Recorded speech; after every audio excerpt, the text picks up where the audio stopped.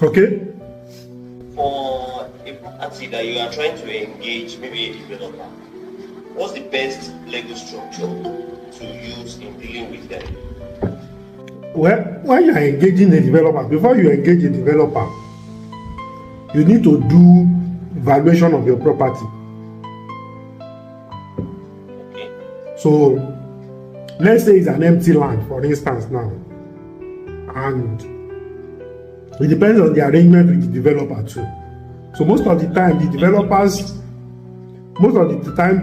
are usually do two things.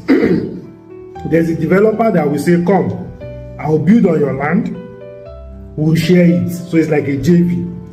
There are some developers that will use and transfer, build, use and transfer. You understand?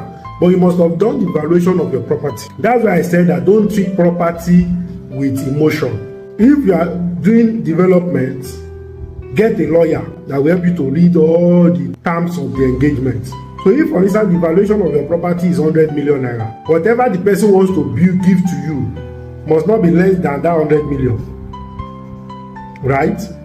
And if there is build and transfer, if the valuation of the property is 100 million and they are also bringing 100 million, how long will it take for them to cash out their 100 million plus interest?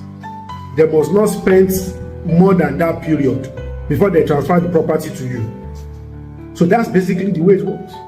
I don't know whether I've been able to answer your question. What of in cases of renovation? It's the same thing. So let me give you an example. You need a valuer. So if you are doing renovation, for instance, now, what is the current value of that property before renovation?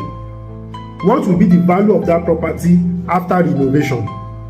Then you do the plus and minus. That has given you an estimated value those people are bringing in. That does not mean that that's the amount they are spending. Let me give you a practical example. Let's say the current value of the property before renovation is 50 million. But by the time they finish renovating, the value of the property will be 100 million. That means the renovation, the value they are bringing in on that renovation is 50 million. That does not mean that the developer will spend 50 million to achieve that value of 50 million. He might not be spending more than 10 million. But that's the value he's bringing on board. And that value he is bringing on board, that's what he will use to negotiate with you. So it now depends. So is he renovating to collect rent? Or is he renovating to take part ownership? Like renovating for a JV. So it now depends. Right? So because if it's renovating to collect rent, how do we